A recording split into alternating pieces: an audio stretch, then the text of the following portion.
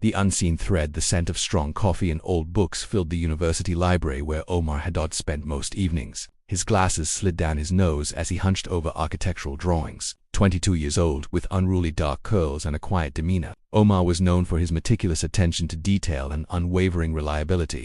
"You'll turn into one of these books if you don't leave occasionally," came the familiar voice of Kareem Nasser, Omar's best friend since they were 7. Kareem dropped his expensive leather bag on the table with the casual confidence of someone who had never questioned his place in the world. Omar looked up with a tired smile. "Some of us can't rely on family connections for our degree." Their friendship was an unlikely one. While Omar worked part-time at his uncle's electronics repair shop to fund his education, Kareem's father owned half the real estate in their coastal Lebanese town. Despite their differences, they had been inseparable since the day Kareem defended Omar from neighborhood bullies. Their bond had weathered adolescence, family disputes, and now the pressures of university. "The engineering showcase is in 3 weeks. My design needs to be perfect," Omar explained, stretching his stiff shoulders. "Perfect is boring," Kareem said, spinning a pencil between his fingers. "Besides, you need to live a little. There's a new transfer student from Beirut in my economics class. You should meet her." Omar waved him off. "I don't have time for distractions." But fate had other plans. The next day, a soft voice interrupted Omar's concentration at his uncle's shop. "Excuse me, I was told you might fix this." He looked up to find a young woman holding a vintage film camera, with warm brown eyes and a serious expression. She introduced herself as Leela Cowrie, a photography student who had just transferred to complete her final year. "It belonged to my grandfather," she explained, handling the camera with reverence. "It stopped working last week." As Omar carefully examined the camera, they discovered a shared appreciation for things often overlooked: the mechanics behind everyday objects, the stories hidden in old buildings, the beauty in fixing what others might discard. Over the next few weeks, Leela became a regular at the shop, bringing not just her camera but questions about Omar's architectural models displayed in the corner. Their conversations flowed easily, spanning from the restoration of historical buildings to their favorite hidden spots in the city. "You see potential where others see only what exists," Leela remarked one evening, examining his design for repurposing an abandoned factory. "That's rare." Omar felt understood in a way he never had before. With Kareem, there had always been a subtle current of competition. But with Leela, there was only genuine curiosity and respect. He mentioned her to Kareem during their weekly dinner. "She sees things differently, not just through her camera lens, but everything." Kareem listened with unusual attention, asking questions about Leela that Omar answered enthusiastically, unaware of the calculating look in his friend's eyes. When Omar finally gathered the courage to invite Leela to the university's spring festival, she seemed genuinely pleased. "I'd like that," she said with a smile that stayed with him for days. But the night before the festival, Kareem called to suggest meeting at his family's restaurant instead. "Bring your photographer friend," he added casually. "I'd like to meet her." Omar agreed, not recognizing the moment as the invisible thread that would unravel everything he thought was certain in his life. Whispers and shadows. The Nasser family restaurant occupied the most enviable location in town, perched on a cliff overlooking the Mediterranean. Crystal chandeliers cast golden light across marble floors as Omar arrived. Feeling underdressed despite wearing his best shirt, he spotted Kareem holding court at the central table, surrounded by their university acquaintances. Finally, Kareem called out, rising to embrace Omar. "Where's your photographer friend?" "She's meeting us here," Omar replied, checking his phone nervously. When Leela texted that she was outside, he excused himself to greet her. She stood at the entrance, wearing a simple blue dress and looking up at the restaurant's ornate facade with slight apprehension. "You didn't mention this was the Nasser restaurant," she whispered as Omar approached. "I feel underdressed." "You look perfect," he assured her, feeling a flutter in his chest when she smiled. "Besides, it's just dinner with friends." But as Omar introduced Leila to the group, Kareem smoothly intercepted, pulling out a chair beside him. "I've heard so much about you," he said, his voice carrying the practiced charm that had won over professors and parents alike. "Omar says you have quite an eye for beauty." Throughout dinner, Omar watched helplessly as Kareem monopolized Leila's attention. He mentioned connections at prestigious galleries in Beirut that might exhibit her photography, spoke of his recent travels to places she had always wanted to visit, and effortlessly wove her into conversations that left Omar on the periphery. "Did I mention Omar and I have been friends since we were kids?" Kareem said, refilling Leila's glass with expensive wine. "He's the brother I never had." Omar smiled tightly, recognizing the familiar pattern. Kareem had always used their friendship to enhance his own image. The wealthy boy with the humble, hard-working friend. It made him seem grounded, generous. But tonight, watching Kareem charm Leila, something felt different, more deliberate. Omar designed that cafe renovation on Marine Street, Leila mentioned, attempting to include him in the conversation. "Always building things, my friend," Kareem replied with a fond laugh that somehow diminished the achievement. "While some of us are busy building connections, In the following weeks, Omar noticed Leela's increasingly frequent absences from the shop. When he called, she answered briefly, always seeming to be rushing somewhere. Their conversations, once flowing freely, became stilted and short. "I've been busy with a new photography project," she explained apologetically. "Kareem introduced me to a curator who's interested in my work." Omar tried to ignore the knot forming in his stomach. One evening he arrived early at the library to find Kareem already there, unusually focused on his phone. "Who's got you smiling like that?" Omar asked, dropping into the chair opposite. "Just making plans," Kareem replied, sliding his phone away. "How's your engineering showcase coming along?" "Almost finished. I was thinking of inviting Layla to see it." A flicker of something crossed Kareem's face. "About that, I think she might be interested in someone else who," Omar asked, his throat suddenly dry. Kareem shrugged, feigning reluctance. "She's been asking about me, wants to know if I'm seeing anyone." He looked at Omar with practiced sympathy. "I didn't encourage it, brother, but you know how these things go." That night, Omar called Layla, inviting her to coffee. They met at a small cafe near the university, where she arrived late, seeming distracted. "Is everything okay between us?" he finally asked. "Of course," she said, but her eyes didn't quite meet his. "Why wouldn't it be? You've seemed distant lately, and you're spending a lot of time with Kareem." Layla hesitated. "He's been very helpful with my career, and he said," she paused, "he mentioned you weren't looking for anything serious right now, that you told him you see me as just a friend." The words hit Omar like a physical blow. "I never said that," but doubt had already taken root. As Leela left, Omar saw a sleek black car waiting outside Kareem's car, and in that moment, watching her slide into the passenger seat, the betrayal crystallized with devastating clarity. 3 days later, he saw them together at the spring festival he had originally planned to attend with Leela. Their fingers were intertwined, Kareem's arm protectively around her shoulders as he introduced her as his girlfriend. To his family friends, Omar turned and walked away, his showcase award certificate folded and forgotten in his pocket. Broken compass. Omar stood at the bus terminal with a single suitcase, his architectural degree tucked carefully between layers of clothing. The coastal air carried the scent of salt and endings. 3 months had passed since the night of the spring festival. 3 months of avoiding familiar places and fabricating excuses to decline invitations. "You're running away," his mother had said that morning, her hand steady as she packed him food for the journey. Not a question, but a statement filled with quiet understanding. "I'm pursuing an opportunity," Omar corrected gently, though they both knew the partial truth behind his words. The junior position at an architecture firm in Istanbul was real, but so was the hollow ache that had settled in his chest since watching Kareem and Layla together. The betrayal had unfolded in slow, excruciating detail. First came the social media announcements, then the awkward encounters where Kareem performed the role of apologetic friend. It just happened, he had claimed with practiced sincerity. Some connections can't be denied. Leela had tried once to explain, catching Omar outside his uncle's shop. "I thought you weren't interested," she said, confusion evident in her eyes. "Kareem told me I know what Kareem told you," Omar had interrupted, unable to bear hearing the lies repeated. "And you believed him without asking me." Now, watching his hometown shrink through the bus window, Omar allowed himself to acknowledge the dual nature of his pain. He had lost not just a potential love, but a friendship he had believed unshakable. The betrayal had forced him to question every shared memory, every confidence exchanged, every instance when he had chosen trust over doubt.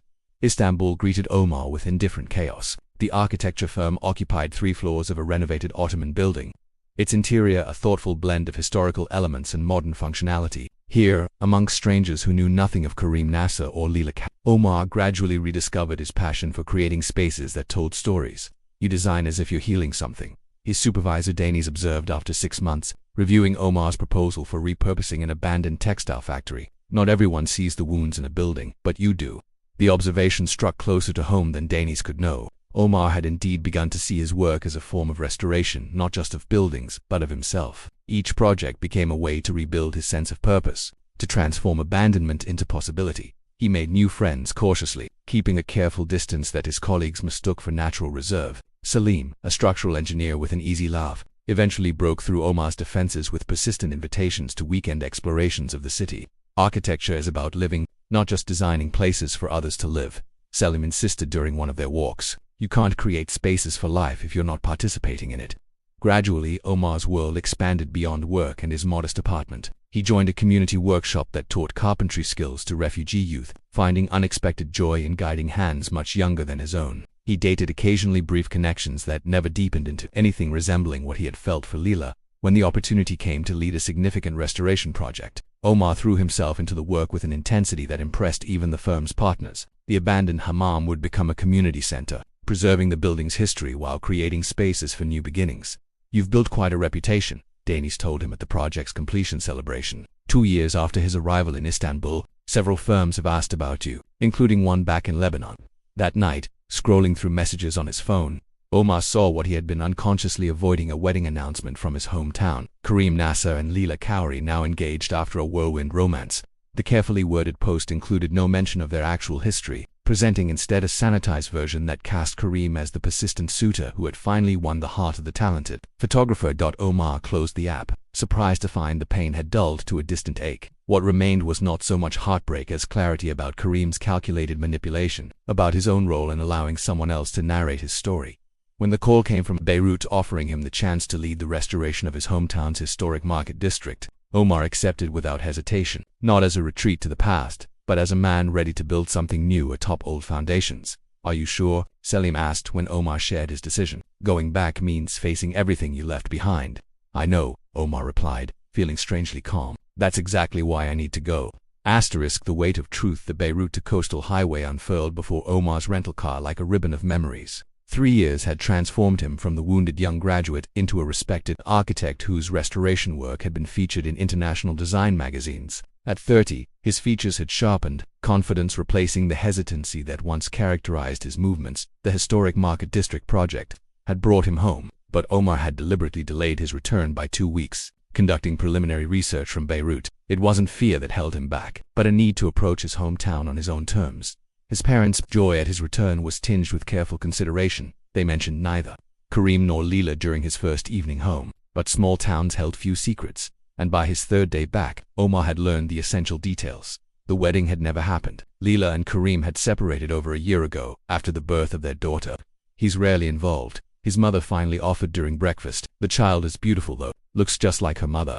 Omar nodded, absorbing this information with a strange detachment. His focus remained on the Market District, a collection of Ottoman-era buildings that had fallen into disrepair. Despite their historical significance, it was while photographing the facade of what had once been a spice merchant's shop that Omar saw her. Leila stood across the narrow street, a camera hanging from her neck and a small child balanced on her hip. Time seemed to suspend as recognition dawned in her eyes. Omar. Her voice carried the same soft quality he remembered, though now edged with something harder. Hello. Leila. Simple words that carried the weight of everything unsaid between them.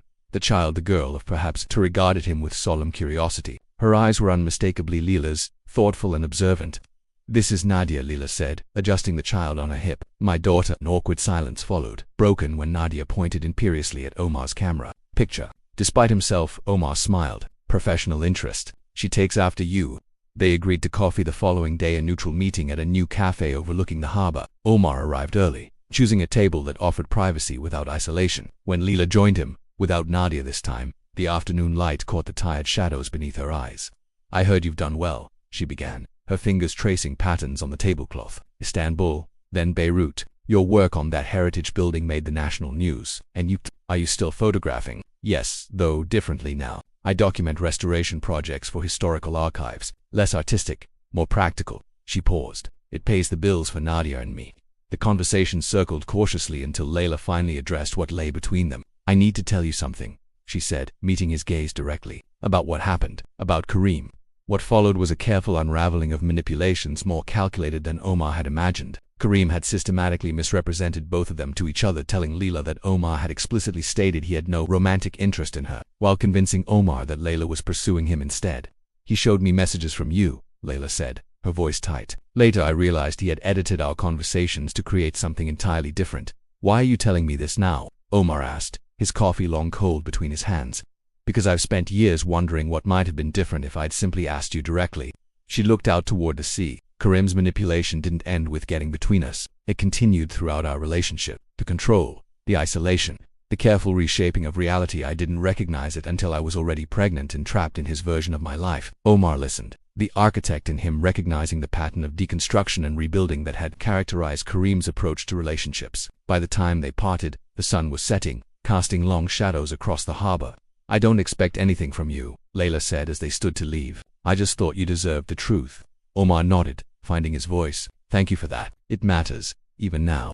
That night, standing on his parents' balcony, Omar felt something shift within him, not forgiveness exactly, but a clearing away of debris, making space for whatever might come next. Bridges from Asher Spring arrived with scaffolding and construction crews transforming the market district. Omar moved through the project with purposeful energy, his vision for preserving the past while creating viable spaces for the community's future gradually taking physical form. The local business owners, initially skeptical, began stopping by regularly to observe progress and offer cautious approval. He encountered Layla. Professionally first, her company had been commissioned to document the restoration process. Their initial awkwardness gave way to a careful working relationship. Omar found himself looking forward to the days when she arrived with her camera and thoughtful questions about his design choices. Little Nadia sometimes accompanied her mother, solemnly inspecting the construction site from the safety of designated viewing areas. Her serious expression when studying architectural details so mirrored Omar's own concentrated focus that the crew began referring to her as the junior architect. She asked if he built the world. Leela mentioned one evening as they reviewed photographs in the site office. The day's work finished and the crew gone. Omar laughed. What did you tell her? That no one builds the world alone. It takes many hands, many visions. Lila hesitated. She likes your vision, though. Their personal history remained largely unaddressed, existing as a silent acknowledgement between them, until the day Karim Nasser appeared at the construction site, his expensive car looking out of place among the work vehicles. Quite the homecoming project, he called out, approaching Omar with the same confident stride. 3 years had added polish but changed little else. The prodigal son returns in glory. Omar continued reviewing blueprints with his site manager. We're in the middle of work, Karim, if you're interested in the project. The community updates are posted weekly at the municipal office. Karim's smile tightened. I thought we might catch up, for old time's sake. I'm not interested in old times, Omar replied evenly, if you'll excuse me. Later, as Omar was preparing to leave, Layla appeared at the site office doorway, her expression troubled. He came to see me afterward, she said without preamble. Karim, he knows we've been working together. Did he bother you? He suggested it would be better for Nadia if we reconciled. Said he's changed, wants to be a family. Her laugh held no humor. 3 years and suddenly he's interested in being a father when he sees I might be moving on. Are you? Omar asked quietly. Moving on. The question hung between them, loaded with potential. I'd like to, she finally answered, but carefully this time. With someone who sees me clearly.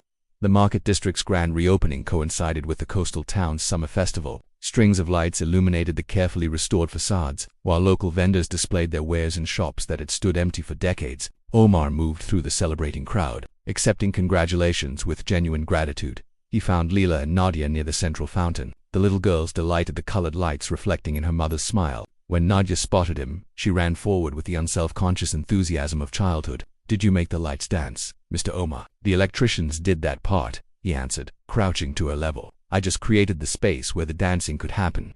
Karim made one final attempt that night, approaching their small group with calculated timing and an entourage of business associates. I'd like to invest in the next phase of restoration, he announced loudly enough for nearby conversations to pause. A family contribution to preserve our town's heritage. Omar watched understanding dawn in Leela's eyes. This was Karim's attempt to insert himself into the project's success, to reclaim narrative control through financial means. Thank you, but the funding is already secured, Omar replied calmly. Through community grants and historical preservation funds, this restoration belongs to the town, not to individual investors.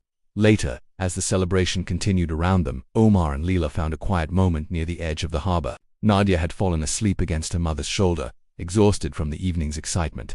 You could have taken his money, Layla observed. It would have made the next phase easier.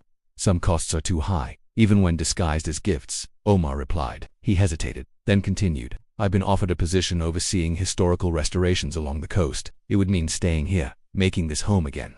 Layla studied him in the gentle light. And is that what you want? To rebuild here? Not just buildings, Omar said quietly, the words carrying the weight of his intention. Some foundations are worth returning to, worth reconstructing with greater care the second time. She smiled then, a genuine expression that reached her eyes. I'd like to see those plans, she said, shifting Nadia gently in her arms. Perhaps tomorrow, we could start with coffee. I'd like that, Omar replied, feeling the last pieces of his past settle into their proper perspective. Not forgotten, but transformed like the market buildings themselves into something that honored history while creating space for a future limited only by imagination, and the courage to build it as they walked back toward the celebration. Omar reflected that some journeys weren't about distance traveled but about finding the way home to oneself, and sometimes, if you were fortunate, finding others who recognized that home when they saw it too.